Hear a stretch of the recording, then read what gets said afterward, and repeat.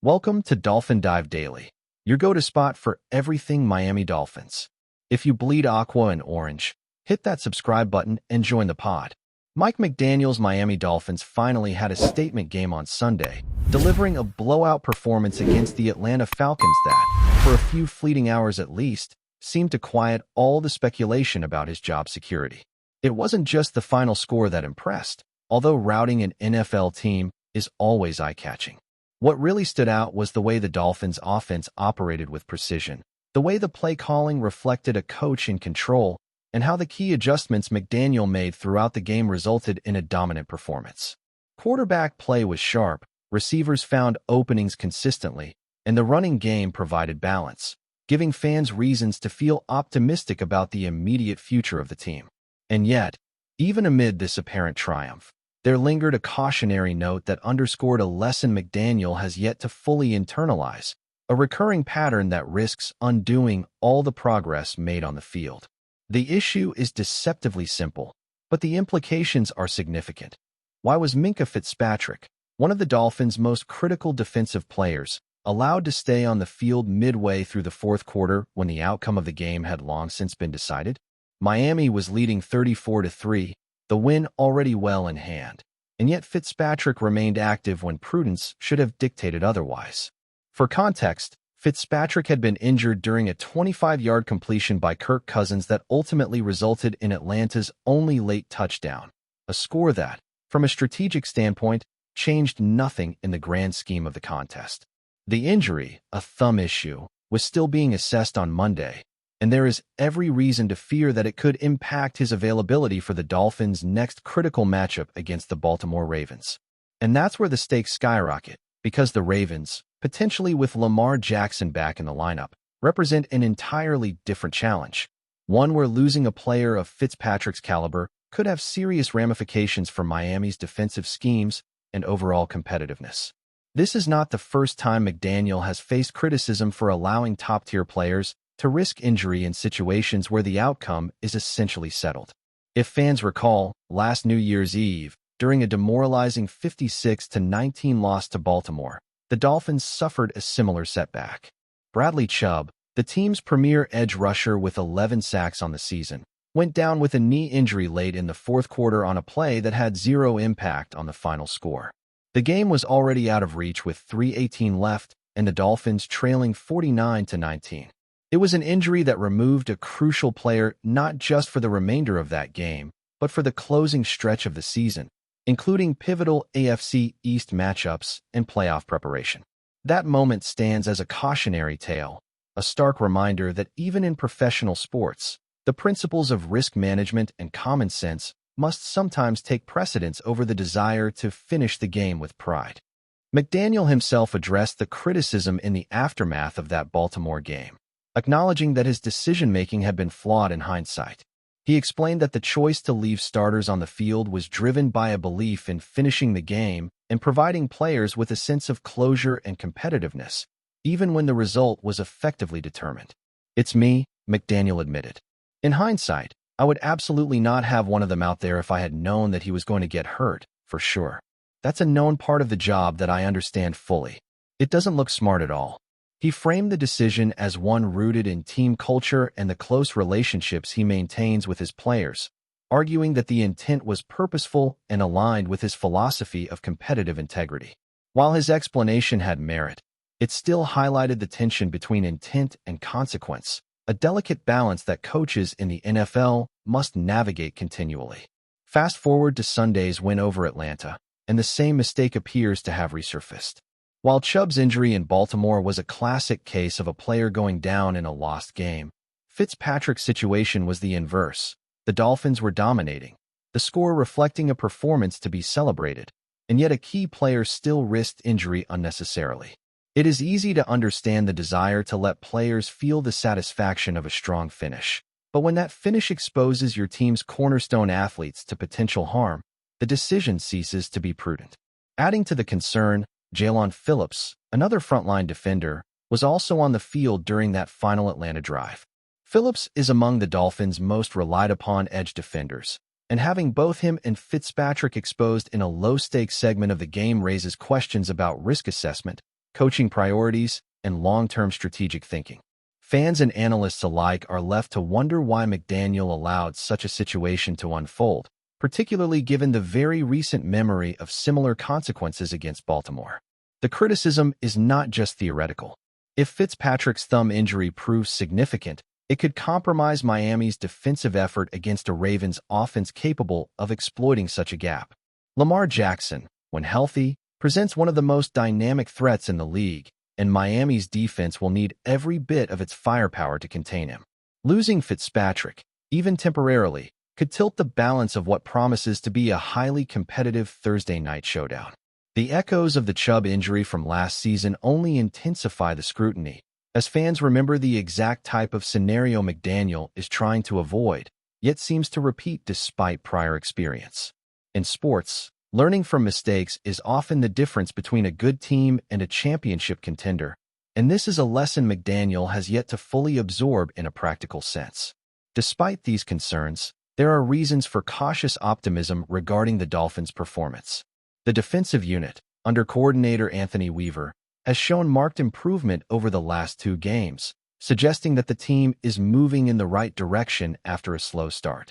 Against Atlanta, the front 7 finally delivered on the promise many expected at the start of the season.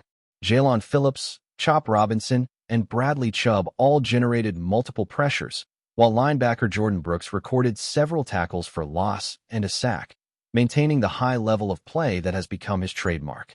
Even the younger players, such as Kenneth Grant and Jordan Phillips, continued to show growth and adaptation on the interior line.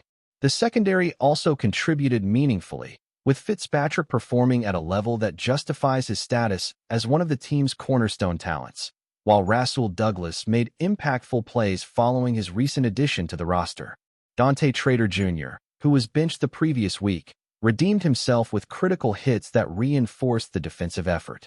This resurgence mirrors last year's second-half defensive revival, which was key to the Dolphins recovering from a 2-6 start, indicating that the team has the potential to overcome early setbacks if the unit continues to develop cohesion and consistency.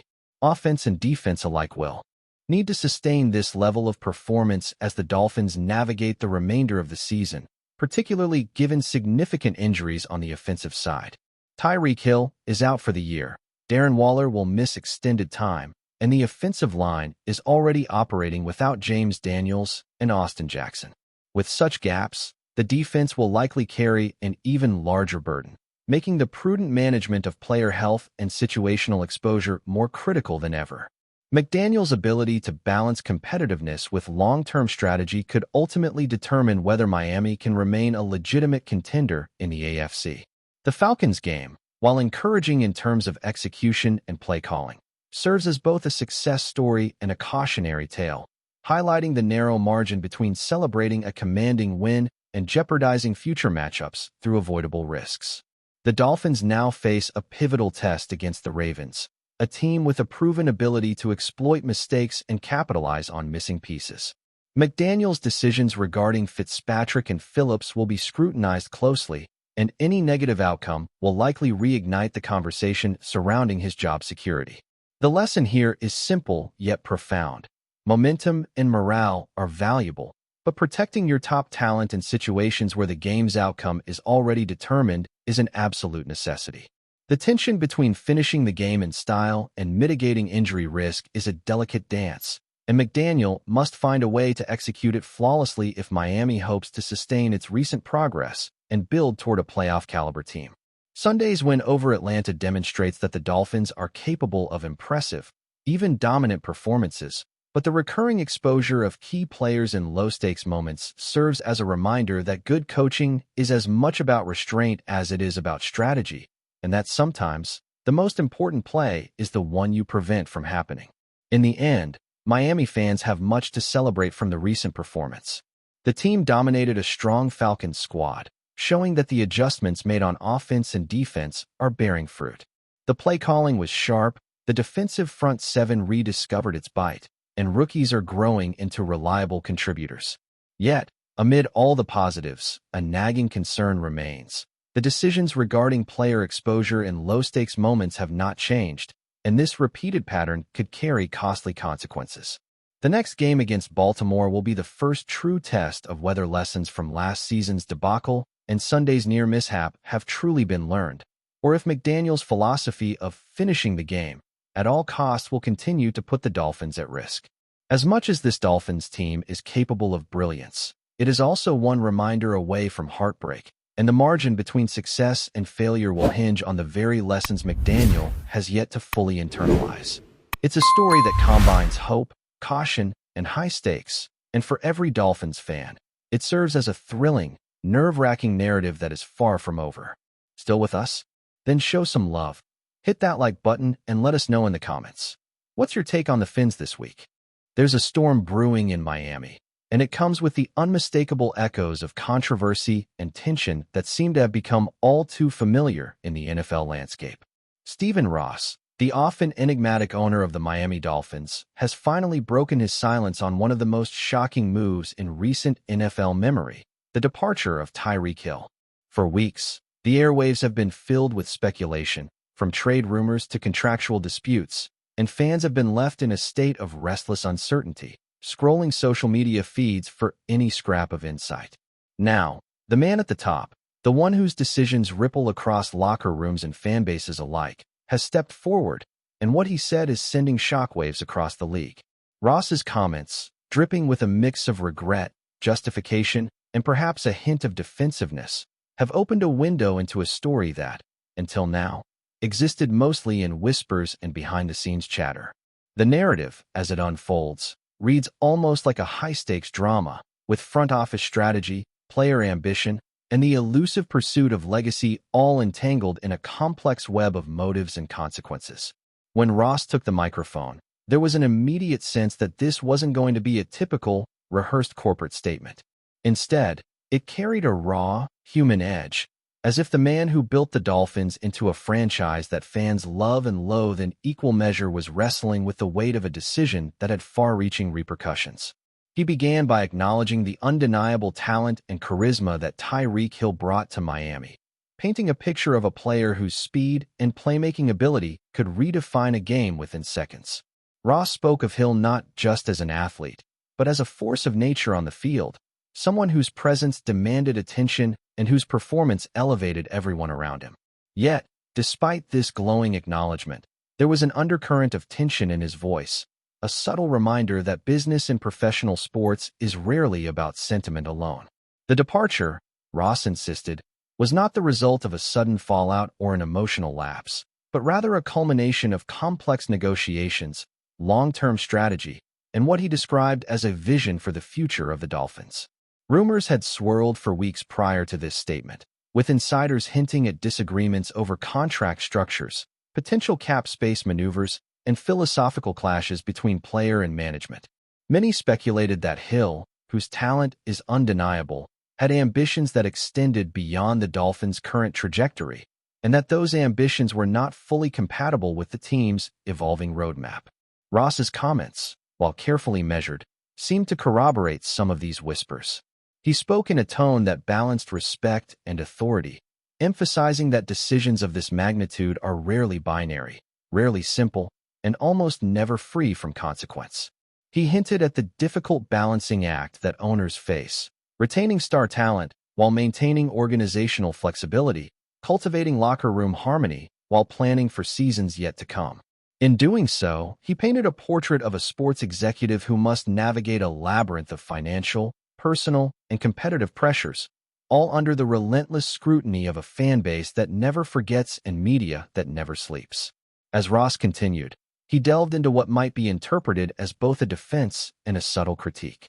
He acknowledged that losing a player of Hill's caliber inevitably sparks disappointment, frustration, and sometimes outrage among fans.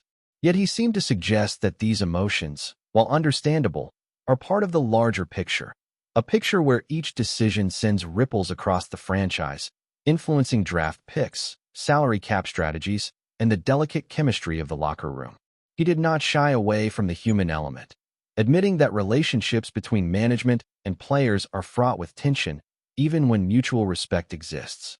There were almost cinematic undertones in his description of negotiating rooms, late-night discussions, and phone calls that stretched into the early hours, all with the fate of a star player hanging in the balance.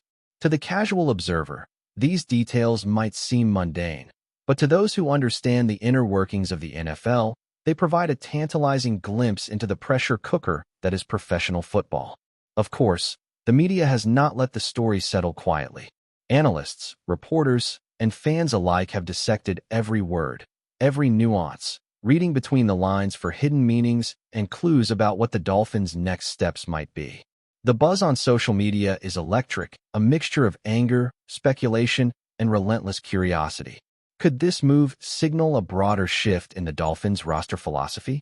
Is it a hint that the team is preparing for a new era, perhaps one that leans more heavily on youth and draft picks than established stars? Or is it a sign that the NFL, with all its drama and spectacle, is simply a world where even the most electrifying players are sometimes transient, their time in a city measured in seasons rather than years?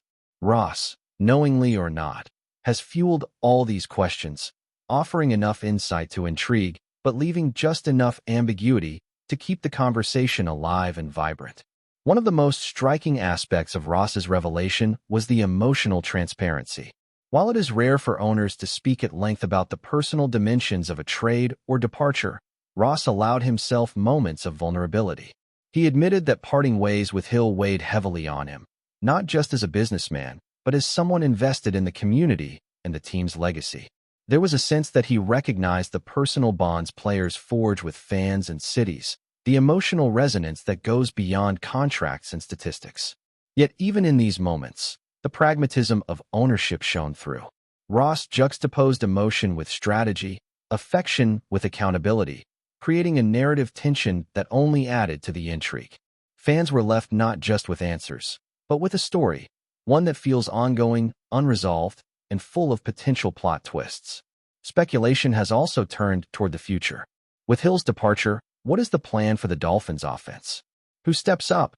Who emerges as the new face of the franchise? And how will the team recalibrate its identity? Ross, careful to tread the line between revelation and discretion, hinted that the organization has big plans and exciting opportunities ahead. Such phrasing, while deliberately vague, has fans imagining everything from blockbuster trades to breakout seasons by emerging stars. Analysts are already poring over potential draft strategies, scouting reports, and free agent options, trying to predict how the Dolphins might replace not just the statistical contributions of Hill, but the aura and energy he brought to the field. The rumors, as always, are as much about hope and imagination as they are about tangible moves, and in this sense, Ross's comments have ignited a firestorm of discussion that shows no signs of cooling. What makes this revelation particularly compelling is the way it reflects broader themes in professional sports: ambition, risk, loyalty, and the sometimes painful intersection of business and personal relationships. Ross, in speaking candidly about Hill, has underscored the complexity of ownership in a league where stakes are sky-high and scrutiny is constant. Fans, naturally, are taking sides. Some express sympathy for the owner, acknowledging the difficulty of balancing competitive viability with financial constraints. Others are critical, lamenting the loss of one of the most dynamic offensive players in recent memory. And somewhere in between, there exists a vast landscape of speculation as observers try to piece together the motivations, negotiations, and unseen dynamics that ultimately led to Hill's exit. By the time Ross concluded, the room, or the social media sphere, at least, was electric.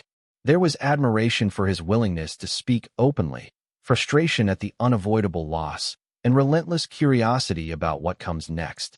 It is in this mixture of emotions, in the tension between past brilliance and future potential, that the story continues to thrive. The departure of TYREEK Hill from the Miami Dolphins is no longer just a transaction. It is a saga, a narrative rich with drama, speculation, and human complexity. Stephen Ross, in breaking his silence, has transformed whispers and rumors into a public conversation, one that will be dissected, debated, and relived across sports media for months to come. For fans, analysts, and players alike, the implications are profound, the consequences real, and the intrigue irresistible. In the world of professional football, where every decision is amplified and every action scrutinized, Ross's words have done more than explain. They have inflamed imaginations, sparked debates, and ensured that the story of Tyreek Hill's exit will remain a touchstone moment in the Dolphins franchise history. In the end, whether one views it as strategic brilliance, inevitable business reality, or heartbreaking loss, Stephen Ross's candid discussion about Tyreek Hill has done something remarkable. It has reminded everyone that the NFL is as much about the drama off the field as it is about the heroics on it. Fans will argue about the merits, speculate about the future, and perhaps even reassess their loyalty in light of the revelations. But one thing is certain, the narrative is far from over.